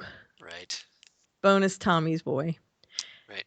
And I have to say, the reason I'm saying these girls did a halfway decent job is because, flashbacks. Right. That mattered. That's Tommy's boy. Yep. They're relevant. Right, because we get flashbacks of to Tommy Merlin's funeral, which are actually something that we saw. Right, but back in 2013. Yeah, that behind the scenes look. Right, into And- what went on. Right. We see that Oliver shows up at the funeral, but he doesn't want to deliver the eulogy that he's supposed to. Mm-hmm. So Laurel has to step in and deliver it for him Right. because he's a big baby. Right. And then he runs off to Lian-Yu, Right. which is where we pick it up with Felicity and Diggle going off in the plane to bring him back home. Right. And we missed all that part in the middle, which is why we see that flashback of them, talking about Tommy dying and giving the eulogy, and I'm not able to make it to the funeral. And of course, Laurel had no idea that Oliver was the Arrow at this point. Right. So she didn't know that she would be blaming him for Tommy's death in those days as well. So there was that whole conflict that would have been happening around that time. And I liked that they actually did a flashback to something that we saw from a different angle. Yeah, I it's thought that was a fresh perspective. very good. Right. Of course, imitation is the sincerest form of breaking the law. That is our magpie, as it were, instead of canary. Yeah. She Our baby was canary. Baby canary. Well, she was imitating. Well, yeah. I would say Mockingbird, but that's Marvel. She decided to run off with a canary cry device and try to go after Hive because Hive had done something to her family. Yeah, She what killed happened her was family. Yeah, I can give a little background on this. Thank you. Basically, this is a young girl named Evelyn Crawford Sharp, and I'll explain the significance of that in a moment. But Yeah, she's in the comics, right? Right. Evelyn, Birds of Prey, right? she was at this place where the Hive held Team Arrow hostage during a Christmas party. And the girl's parents died that night, and she, of course, blames Green Arrow because they died. Right.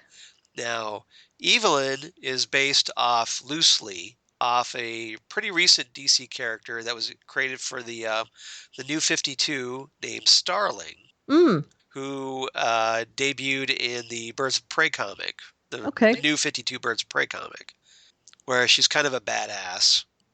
Okay. So that joins the team and then kind of portrays them and then goes off. So, whoops. Yeah. So she's kind of based off. So they kind of brought her in here. Now, and it makes sense because, like Starling City. Right. And she's like a substitute canary, kind of hinting that she's going to take over Black Canary's place, perhaps, maybe. Or just if Sarah doesn't come back. You mean if Laurel doesn't come back? If Sarah doesn't come back. If Sarah doesn't come back, that's true. Because that's an anthology show, so she could be rotated. Yeah, they could. Or if Laurel's really not dead, which they've said, the showrunners have said she's dead. They're lying. I know. She's not dead. I'm shrugging. She's not dead. I'm leaving it up in the air. Even those little Oliver tears at the end of the episode. Crocodile tears. It's for show because he knows he's being watched. Okay. I believe you. Yep. Either way. I believe either way. Yep. I give it a 50-50 chance. You don't see Laurel's body after the drawer. That's true. Right? You don't. Not after the drawer. Not in the ground. After the morgue drawer. You don't see it. Right. Keep it, yeah. So, what was I going to say? Sorry, I sidetracked you. You did kind of. Sorry. Okay, no, here's what I was going to say. So, Evelyn, her name's Evelyn? Yes. So her story is kind of a flashback to something we saw as well. Right. That's interesting too. I dig that. So she's a callback. Yeah, it's not really a flashback. It's just kind of like continuity, really. Right. She's a callback to something that we saw previous event. in the show as well. Previous event. Yeah. That's awesome. I love when they do that sort of thing on these shows. That's fantastic. Like the characters that showed up after when Deathstroke took over or rampaged through Starling City. Mm-hmm. And they were mad because their families were killed. And Ray Palmer, remember his fiance was killed during that. Right, exactly. So like that. Right. It's a little using previous events for new characters. And of course, when Sarah makes a promise to the guy in the plane on Lian-Yu, and then she ends up going to Starling City, and the chick is the daughter of the guy in the plane, and Yada yada. All that stuff. Yeah, I love when they do the continuity things. That's one thing that Arrow does right, is it manages to hold these threads together. Flashbacks, not so much. Yeah. But in this episode, flashback, yay. Second Why? episode. Because we weren't on Lee and you. Right. It's the second episode this season with a decent flashback. Right, after the Constantine. Constantine and this one. Yep. Okay, so a lot of stuff with Evelyn, blah, blah, blah. She gets a canary cry. They subdue her. She's taken down. Yep. Blah, blah, blah. Blah, blah, blah. Okay. Laurel is dead. The parents are upset. Mostly dead, as opposed Lots to all of crying. dead. Yeah. We get Alex Kingston back as Dinah Lance. That's right. River Song. But, yep. General Hospital. And she's all in denial over the death, though. Right. Well, both of them are. And can you blame them? Because their daughters have come back from the dead like 100 times already. How Quentin Lance is not in therapy, I have no idea. I know. He's going to go back to the bottle, I would think. He has to. Because that's his go-to move, is like, oh, I got another dead daughter, back to the bottle. They've done that twice now. I know. I have to say that Paul Blackthorne is ramping it up for this episode. He really did a great job. Yep. With the stepping up of the grief. Right. Because he's really, I didn't think he could do more grief than he did with Sarah's death. Right. Well, yeah, there's that really great scene where Quentin goes to Nyssa for help. Like, hey, you have access to a Lazarus pit, right? Yeah, let's put her in there. Yeah, well, unfortunately, I destroyed that. Right. Even though there are more out there. Yeah, well. But. Yeah. And, Nyssa knows it's not the right thing. Right. So, well, even if she knows of them. Well, considering they had to get Constantine to kind of heal Sarah. Right. But. And she's friends with Laurel. So. Yep. She knows Laurel wouldn't want that anyway. It's okay. She's not dead. Okay, I get it. I get proven right. You're going to be like, oh. No, I get it. I'm on your side as much as I'm on anybody's side. Right now I have no idea. Okay. I'm keeping. They're trying too hard to convince you otherwise. I'm suspicious. As long as we don't see her head cut off, I'm keeping all avenues open. I'm leaning more towards your side, to be honest. I think she's We'll see if I'm right. Hopefully I am. Right. I'm standing behind you because you stood behind me on Wait a minute, you're behind me? Wait, what? Because you were behind me on the Lucifer thing. Got it. Well, I'm on your side about this. We support each other. That's right, always. So I'm going to slide into that's right, it's all about you thing because everyone is blaming themselves for Laurel's death. Right. It's all about them. Can they not just grieve and make it about Laurel? But no, it's got to be, it's Felicity's fault. Oh, it's John's fault. Hello, can you just maybe keep it about her? This is why I'm also suspicious, because Oliver, in this episode, is the voice of reason. Going around to everyone. When has Oliver ever been the voice of reason? And not blame himself. He seems rather cool and collected. He's trying to, Diggle is losing his S over this. He is, big time. To the point that he's almost killing someone. Yeah, because he decides, well, I'm going after Ruve Adams.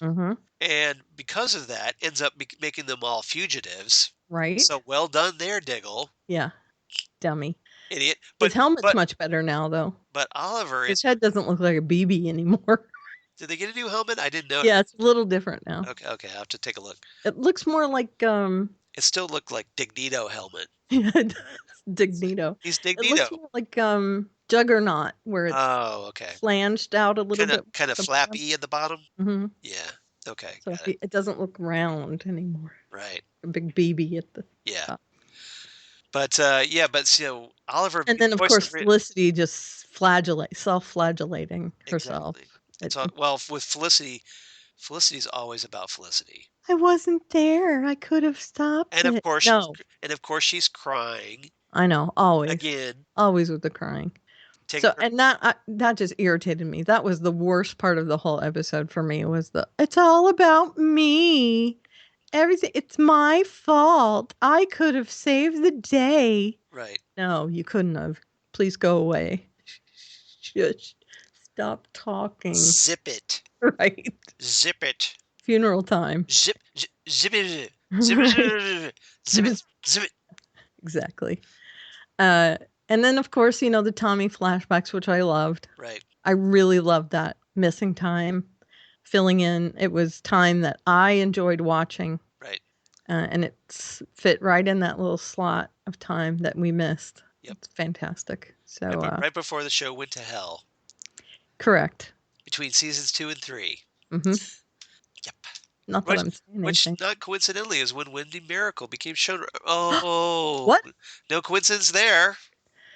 And I hate to say that because it should be stronger female writing, and it seems to not have been the case. Well, it became the Oliver and Felicity shipping show. Yeah, a little bit. A little bit, more than a little bit. More than a little bit, a lot. You know what I think? It's listening to the fans more than writing a good story. It's going on Tumblr, paying too much attention to Tumblr than writing the characters consistently. Right. Yeah, I agree. Letting them have their story. Right. Which should have just been organic. Right. As opposed to just shoehorning everything. Right. To satisfy fan service. Right. I hate that. Yeah. Okay, so what's your grade? I actually like this episode more than recent ones. More than it sounds? Yeah, I know. Well, no, I like it because of the flashback. There's a lot to like about this episode. Yeah, there was, actually. There's a lot of great character moments. And again, keep an eye on Oliver because he's way too calm about this. Mm-hmm. Because he's normally doing something really stupid. 8.5 out of 10 stolen canary cry devices. Yeah. And we might sound like we're down on it, but honestly, the only part I didn't like was the self-flagellation with John and Felicity. That's really the only main. Well, Diggle especially. It's like, dude, are you that stupid? Out of character. Really out of character. Diggle, yeah. I can see where he'd blame himself because it's his brother, but going after Ruve Adams like too much. That's just unbelievable. So I give it 8 actually relevant flashbacks. Very nice. Okay, Legends of Tomorrow, Season 1, Episode 13, Leviathan. Yeah, written by Sarah Nicole Jones and Ray Utarnachit. Directed by Gregory Smith. Bless you. That's just me congested, that's all. Sorry. Oh, okay. Ray Utarnachit. Utarnachit. Yeah. Okay, so I have Take Your Daughter to Work Day Too Far. I have allergies. Oh, I'm sorry. Ion Giant. Nice. I like that one. Thank you. Carter, I Hardly Knew Her. Yeah, sorry. And you got Take Your Daughter to Work Day Too Far. You got that one? Yeah. Okay, good. Yeah, because I wasn't sure if you we get heard the introduction of Jessica Sippos as Cassandra Savage. We do. And she was sadly misinformed about her father. Yeah, I don't know how she missed this. Right? It's not like he's subtle, like benevolent guy. No, he's pretty much the muahaha kind of bad guy. He's a muahaha dictator. Right. How could you miss this? Right. Yeah, and she had to know that he was what was that kid's name? Which kid? From the last episode, the brutal dictator that he put in office. Perdegaton, yeah. Didn't she realize that he was the force behind Perdegaton? I mean, she had to notice that, right? Apparently she's not paying attention. Yeah, apparently not. So she thinks that the sun shines out of her dad's ass. Yeah. She is informed otherwise by the team. Yeah, I like how they had, Captain Cold has to go, look, princess, here's some video of your dad doing evil stuff. Right. And she has to be shown the proof. And finally she realizes, oh, well, doesn't look like he's such a good guy. Maybe, you mean the guy named Vandal Savage is not a good guy? Maybe I'll help you guys. And she happens to be wearing a bracelet. Right. That Vandal gave her because Vandal has all these artifacts that were on Hawk Girl and Hawk Guy when they were killed. Hawk Dude. Yeah, Hawk Dude and Hawk Dudette when he killed them. Hawk and chick. Hawk chick. Hawk Chick and Hawk Dude. Hawk Dude. Hawk Dude. Hawk bro. Hawk Bro. Hawk bro. Oh my God, that's awesome. Okay, seriously, guys? Hawk bros before hoes. Hawk Bro and Hawk Ho. Oh, If no, we could get that's a little someone hard. That's a little draw- harsh. Let's not call her Hawk Ho. No, seriously, if we can get someone to draw Hawk Bro and Hawk Ho, man, I'll pay you a dollar, a nice crispy dollar. Whole dollar. Yeah, whole dollar. Whole dollar. A nice flat dollar that you can put into a soda machine. Anyway, And still you get have artifacts. 20 cents change. Mm. Ooh. He of course takes the artifacts off of them because anything that they have on them, Right. when he kills them, can be used to kill him. So he tries to keep them. She's killed and she has this bracelet on, and so he takes it and he gives it to his daughter because, duh, you can take that off of your daughter and use it to kill you. Why would you put it in a safe? How crazy is that? You dummy. Yeah. So Kendra, of course, realizes that she could take this from her, and once they sway the daughter, she gives it up. Yoink. She gives They it up. use it to infuse this mace, and it makes this mace look like a day glow highlighter. Now, Heatwave's all about this because he's like, ooh, I get to melt something. Awesome. He's very happy about it. And it looks like a highlighter, doesn't it? Yeah, exactly. It looks like she could do this on all the surfaces. Like one of those gold highlighters, gold ink highlighters. Exactly. Just draw on it. Yep. You know, she could highlight all the wanted posters up in the ship and everything. Right. So she's going to take put some sparkles on it. Yeah. And all artsy crafts. Glitter. Yeah. Put up some glitter and. Yep. So she's going to take that and kill Vandal Savage. They lure him into the ship. Yeah. They have this fight. He gets taken unaware that they've swayed his daughter. Whoops. What? Yep. Yeah. And she's about to use the mace on him when, the mask falls off one of his henchmen and... It's Carter. It's Carter. Regan Carter. It's Regan Carter. Yeah. And she has, of course, come to the realization, coincidentally... Kendra, you're killing me here. Kendra. In this episode, that she feels like she's cheating on Carter with Ray. So she's struggling with this decision. And she decides that she can't kill Vandal Savage because she has to save Carter. It was so frustrating watching that moment. Right? Because earlier in the episode, Heatwave takes her aside and says, look, are you sure you can kill Vandal Savage? Right. Are you sure you're up for this? Right. Oh, yeah. I'm totally up for this. I got this down. I'm totally going to kill him. Are you sure? So, okay. It was Hawk fail. Total Hawk fail. Hawk fail. Big time Hawk fail. So, yeah, she gets there and is like, oh, I'm going to kill you. Oh, it's Carter. What I did for love. What I did for love. I'm sorry, Rip. I'm sorry your family has to die. Oh, but I'm sorry thousands and thousands of people have to die. Right. Is what it is. It's not just your family. It's see all those people laid waste down there. It's because I can't kill because I can't do anything because my honey bunny is even though I have another perfectly good man here willing to be in love with me. Right. And even though this guy Carter could just die and come back from the dead again. Right. Right? Exactly. She's an idiot. She gives Hawk women a bad name. I just head desked the whole time. Exactly. Watching that. I just took my iPad while I was live tweeting this. I took my iPad and smacked my head like the priests in Monty Python the Holy Grail. Iei su domine. Kendra just major failed. Thunk. Very nice. Thank you. I like that. I just winged that one. I like it. Very nice. All right. Right on. Right on. I'll give you a right on. All right. Yeah, so I was very mad at her. Yes. So there's that storyline, and they have Vandal now in the prison. Yep. there He's in this little cell. in the cell, Brig. Yeah. right? And there's much shenanigans happening there. And because basically, we end the episode with Savage saying, "Well, time will tell if you, Rip Hunter, can find a way to stop both or save both Carter and your family." Right. And that Mwahaha. literally time will tell. Right, because it's Right. a time show. Get it? Right. Timey-wimey. Yep.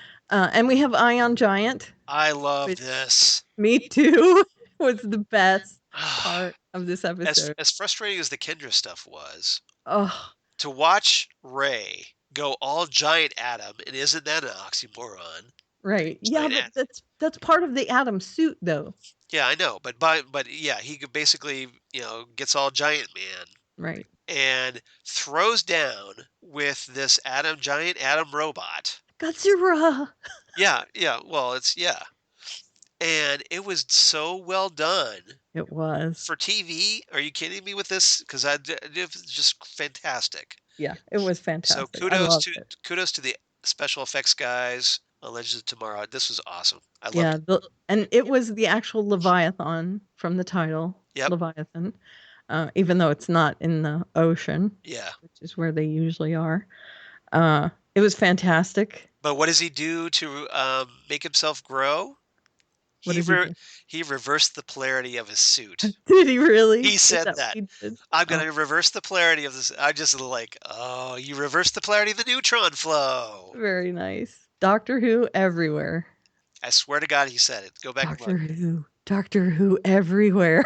Yep, exactly. You expect there's Woody and Buzz Lightyear going, Doctor Who Doctor Who everywhere. Right, exactly. Yep. That was my reference. I know. Yeah, so I loved it, and I loved the special effects of the Leviathan throwing the ship. Yep. Amazing. It was like Pacific Rim, the TV show. Right. And how great was that? Right. It was amazing. I mean, it. Probably my favorite thing since King Shark. Yes. Yes. So can we have that every week? I want Grodd, I want King Shark, and I want the Leviathan giant robot. Right. And the Incredible Adam. Well, because Adam smash. Giant Adam. Right. Yep. Well, he has to go all ragey. Right. But and that would be that's my dream episode. Oh, and Constantine. Throw Constantine in there. Constantine. That's like the best episode ever. How about Jonah Hex too? Throw him in. Just for good measure. Yeah, we'll throw him in. We like Jonah Hex. Throw him in. Yeah, throw him in. Okay, so that was amazing. Not at all fan service there. Sorry. The special effects on that were great. I loved it. Top notch. I might watch that one more time before the next episode airs, just to watch those Leviathan special effects. It was fantastic. I put Carter, I hardly knew her. We went over that already. Yep. Stein was injured. Yes. Badly, and there were some scenes between he and Jax. Right. Where Jax was begging him not to die. Now, Jax had a cool moment when he's teaming up with Ray, because he's kind of like coaching him. Mm-hmm. To fight the Leviathan, which was cool. I like to see those two working together. It was like they were doing the Rock'em Sock'em robots, and Jax was the one doing the arm movements almost inside, but he was more talking him through it. Yeah, I like that. Yeah. I like how there's some quotes here on EW, and one of them I liked where Rip is all emo in this episode. Yeah. Like super down emo, and he says, and there I was thinking we would go a whole week without kidnapping anyone. Well, that's just being snarky. Yeah. Because he is snarky. But he was all like, through this whole episode. It was great. And of course, we're still in the same time period for next week's episode. So we're going to pick back up where we left off. And we'll see where we are. All right. Rating. I give it 9 errant pieces of shrapnel. Okay. And you gave it? I would have given it a 10 for that awesome except for Kendra. Robot except for Kendra. Point off for Kendra. That's why I gave a point off. Point off for the Hawk fail. So 9 out of 10 decapitated Leviathan heads. Excellent. Love that Leviathan scene. Daredevil, Season 2, Episode 8, Guilty as Sin. Yep. Written by Whit Anderson, directed by Michael Uppendahl. All right. I give it A story, B story, C story, Law and Order, MDD. Which is Chung Chung. Marvel's Daredevil. Nah. Oh God. Or Worst Defendant Ever. Worst defendant ever. Right. B story is My Name is De Jimenez because it was Scott. Oh. It was the actor that played that in okay. in the movie The Right Stuff. Got it. Name is Jose Jimenez. Yeah. C story. Scott Glenn. Scott Glenn. Thank you. You're welcome. C story. He's pretty fly for a bald guy. I know what that means. All right. Let's get into this. You love that sound effect. I did it just for this episode. I mean, my wife Lori loves Law and Order to death, so that's always on. So you're killing me, Karen. That was this episode. Yeah, it was. Well, imagine that. A guy who's a lawyer and his secret identity in the courtroom. Yeah, but this was mostly the whole courtroom drama thing. And yes, there was some ninja fighting. Well, I thought it was pretty balanced. It was. It was half and half. It wasn't the whole episode, the courtroom. But I will say that Matt was a kick-ass lawyer in this, and Frank kicked him in the nuts. Yeah. And I don't think it was fair. Well, after that cop kind of like the shady cop gave Frank the old side eye. Yeah, it wasn't good. Yep. I was not thrilled about that whole outcome. After Matt gave that very impassioned plea, and there was a rousing... I love your rating for this, by the way, but I'm not going to spoil it. Thank you. I love your rating. Okay. Do you like it? I do. Good. I'll go first. You got to save yours for last because it's okay. Good. Okay. Why did you mention it? Now I'm gonna laugh. Oh no, laughter! Can't have that. Stop it. See, now you've taken me off. So he gives this impassioned plea about how they need order and heroes in the city. Right. And after he's done with his speech, the courtroom explodes in applause, and they're on his side. Right. He has everybody on his side, and then Frank ruins it. Right. Yeah, it was a... Definitely, it was this. Complete this. Well, yeah, because Frank, Frank questions, like, that this whole approach, this whole defense. Mm-hmm. And he doesn't like the PTSD thing. No, he doesn't. And it just, that he doesn't like the fact that people are implying that he's insane. Right. Or has any kind of defect. Or because they had this medical examiner who like gives testimony or something where like this bullet in Frank's brain, right. So he could actually have a physical reason for his behavior. Mm-hmm. And so Frank doesn't want to hear any of that. He's just like, I'm sane. I know what I am. He goes like basically John Bernthal goes all Shane in this. Right. Right. Yeah. And he's just like asshat. Yeah, pretty much. And he goes like, all those people I killed, I do it all over again, which you get this audible gasp from the courtroom. From the jurors in the courtroom. Exactly. But it's just like, like, I'm guilty. And he just gets let out of the courtroom. And the guy who has the kill Frank Castle sign in the courtroom. And right. Boo. Yeah, boo Frank. Yeah. So this was after, of course, we forgot to mention this. Frank's former CO, Colonel Schoonover, played by Clancy Brown. Oh, yeah. Who I love in everything. Yeah, because he's awesome in it. Carnival. The Flash. Lex Luthor on Superman Sleepy the Animated Hollow. Series. Yep. So, Buckaroo Banzai. Highlander. Yeah, we could go on and on for this. Yeah. Okay. But yeah, back and forth. But yeah, he does this whole thing, and he kind of, recounts the Punisher's time in the Middle East. Frank saved him. The end. Mm-hmm. Yeah. Right. In fact, he tells a story leaving out the name of the person. Right. That's saved. That was a great moment. Right. And then when he's cross-examined by the DA, the shady DA Reyes.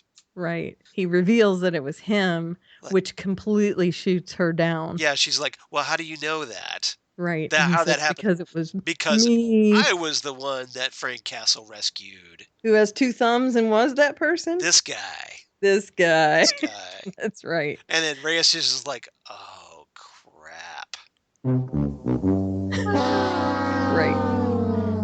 And it's all Foggy can do to keep from fist bumping. Right. Right. Because that's a guy I don't think he even coached that. No, that was just like perfect. Right. It couldn't happen better. Right. So it's fantastic. Yep. And so Then it all goes to crap later. There's that, 2 steps forward, 2 steps back in the courtroom. Right. And they're left with people hating him again. Right. After all this testimony and statements and all this, he sabotages his own case. Right. And why is he doing this? We don't know. He's just the worst. He's the worst. Right. He's birding it. Yep. He birded it. And then we have the storyline with Elektra. Right. And Stick. Right. Who has shown up. The return of Stick, Scott Glenn. Sensei. Yeah. Yes. And I love Scott Glenn as Stick. I love Scott Glenn, period. But he's great, yes. Yeah. But he's such a great Stick. Yeah. If you read the Frank Miller comics, great casting. Perfect casting. I'm so happy with it. And, he's actually better at playing blind than Charlie Cox is, I think. I think they're equal. I don't know. I think Scott Glenn's got a little up on him. But yeah, I think he's good. I do have a question, though. Yeah. Why does Karen have that reaction when she walks in? What on earth could be going on that she is upset about? With an old dude in there. Yeah. What kinkiness could be happening? Yeah, because they set this up. Karen walks in on Elektra's in bed. Matt's there fully dressed. Right. And then there's an old dude. Yes, there's the old dude Stick who's just there like, hey, you got way closer to Elektra. You've got company. Right. So I don't know if Karen thinks there's this really freaky scene going on here. Some kind of lemon party or I don't know, but don't look it up. Please don't look it up if you don't know. You don't want to look that up. No, you don't. Don't do it. No, don't. Seriously, don't. I know you're tempted right now. Don't do it. Don't. Seriously, don't. Stop it. Yeah, and she gets really upset, and I'm thinking, okay, rationalize it. Yep. You have to know that nothing's going on. Right. Although I think she would be less inclined to believe something weird is happening if she knew that Matt was Daredevil, right? Yes. Because then she'd realize that there's someone hurt in that room instead of just someone laying in bed. Is that thunder? It is. I'm very sorry. We're having a storm here, apparently. Ooh, we should probably get off so you don't get electrocuted. Oh, pardon me. Electrocuted. Get it? Thank you. Yeah, nice. Yeah. Okay, so Stick's there. Stick alludes also to her past, that she's gotten over worse things than this. Yep. And not to spoil anything, but if you want to look up some of the stuff from Elektra's past, yep. Wow. Yeah, basically Stick is all just stop crying. Yeah. And Elektra is ready to nothing. Yeah, she basically is Elektra's ready to give up on Stick's cause. She wants to be with Matt. Right. Matt isn't too sure about that though. Right. Matt is Matt does say I'll take Elektra back if she leaves Stick and swears not to kill anymore. Mm-hmm. And that's not happening though. Yeah, that's not happening. No. And as we know, they have that, it's almost a Catwoman Batman relationship. Right. Happening. Yep. She's the bad girl, like Catwoman's Bruce Wayne's bad girl. She straddles that line. Yeah, she's the bad girl, the bad girlfriend. Right. Who's infinitely more fun. Sure. I guess. But in a way. But bad for you. Very bad. Not the long-term relationship. No, not relationship material. Yeah. You wouldn't want to take her home to meet mom. And so much so that there's one of the Hand shows up. Mm-hmm. And Matt gets a hold of the kid. They rip off his mask, and It's like, oh, it's a kid. Yeah, he's really upset by this. Yeah, because all of a It's a sudden kid. Elektra comes in, slices the kid's throat right in front And of him. he is pissed. And Elektra's just like, it's who I am. Whatever. Shrug, Whoops. shrug, whoops, Yeah. Whoops. whoopsie. Shrug emoticon. Yep. I gotta be me. Yeah. Exactly. And this pretty much cements his decision that he's not going to go back with her. I'm really sorry about the lightning. Now, As much as I wave, I can't make it go away. Now, I'm jealous. You don't. If all you need is a rack of chemicals, you can get super speed. Yeah, I don't think that's happening. I know. Aw. I don't have any chemicals. I have coffee. Do it. It'll work. Yeah. It's Death Wish coffee. It's comic book science. It'll work. Okay, cool. I'll go outside with my cup of coffee and then I'll become Coffee Woman. Coffee Queen. Yeah. Oh, that would be awesome. Because it's phonetic. I need to take my cat out with me so that I can become the Scarlet Cougar. I thought you were that already. Well, I am, but the real Scarlet Cougar. Okay. So I can merge with my cat and become the Scarlet. Okay. Anyway, sorry. What is this bizarre segue that's happening? All right. That was not me. No, that was me completely. So there's that, and then he's pretty fly for a bald guy. And right at the end of the episode, what do we get to see? Yep. Our favorite villain. Guess who's back? Back again. Kingpin's back. Tell a friend. That's right, Kingpin. And as you referenced just a minute ago, the hand.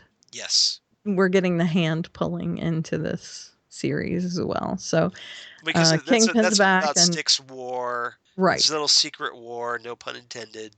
Right. That Elektra is working for him. Right. And so there's some really great stuff coming up. Yep. I love that. There's going to be a lot of these more big plot holes you could drive a truck through. Exactly. If the hand get their way. Okay. Okay, so what's your...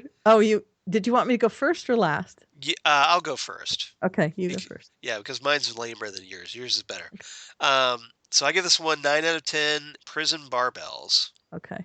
So do you want me to read it as it's written? Yes. Like yell it? Yes. Okay. I'll have to get back from the mic a little bit. Don't build it up too much. Just do it. Okay. 9 ninjas because ninjas. Exactly. Okay. It's ninjas. Because ninjas. Yep. And you have to put your arms out. Ninjas. Ninjas. Right. I love ninjas. Yep. So does Frank Miller. I know. Really, overall, a lot. Overall, pretty good week for shows. It was. We get a really good Gotham tonight, hopefully. Yep. With yeah. Azrael. That we're 10 minutes James into Frayne. already. Yeah. Sorry. So we get James Frayne on both Orphan Black and Gotham now. Right. On shows. So, and we do have a clip from Justina real quick. Okay. So let me play it. Hit it. Hi, Karen and Charles.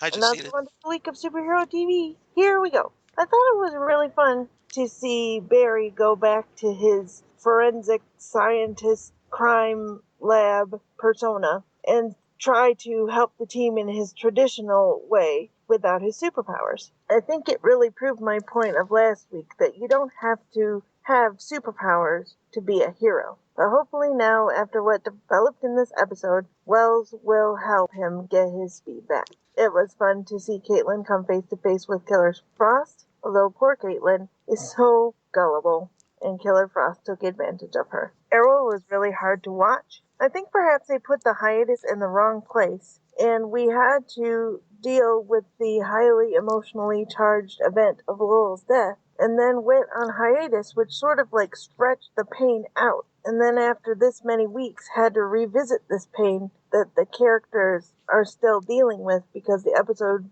picked up like one moment after the other episode had ended. I did enjoy the Laurel flashbacks. I still wonder what Sarah's response will be when she does find out, and whether something that happens in the multiverse of Flash, Arrow, and Legends of Tomorrow will bring the character of Laurel back, or will Dinah Laurel Lance just be gone from this earth forever? I thought the acting was stellar. I liked the teamwork in this episode, and I liked the discussion of placing blame isn't going to help anybody with anything, and it won't bring Laurel Lance back. I'm wondering if Nyssa will be part of the key to defeating Damien Dark. She said she can't help with Laurel, but I feel like her living in Nando Parbat and finding that cure for Thea, Nyssa might have some experience with things that are mystical. So maybe the heir to the demon can help us beat the biggest demon of all, Damien Dark. Legends of Tomorrow was a lot of fun. I think I'll go with 8.5 out of 10 daddy-daughter issues. So now we found Savage, but we found yet another reason to delay his demise. He holds the key to Carter's brain. The robot fight was so awesome, and I wish Gideon could just set us a course for next week so we could see what happens right away, because this show is really, really good. Have a super week. Thank you, Justina. Yes, thank you, Justina. Sorry for the delay there. Yeah. I had to turn my mic off. You had to mute that lightning. That's I did. Actually, not the lightning. You had to mute the thunder. Thunder, correct. Yep. It's super loud. Sorry, guys. Yes, so if you would like to send in feedback like Justina, you can send it to @FandomZoneCast, or you can find us on Facebook @FandomZonePodcast. Just type that in. Or you can email it to us at fandomzonecast@gmail.com. Right. Lots of Fandom Zone Cast things there. Yep. And you can find me at Alvaria, and there is a link to my blog there in my bio, which I have been posting on, by the way. Yay. Lots of things. I posted 2 things at 4 this morning. Ooh. So I got to check those out. You will like one of them, and the other one you will not. Okay. Well, you might. I don't know. Thank you for prejudging me. Do you really want to see what's in all my bank tabs in WoW? Yes. No, you don't.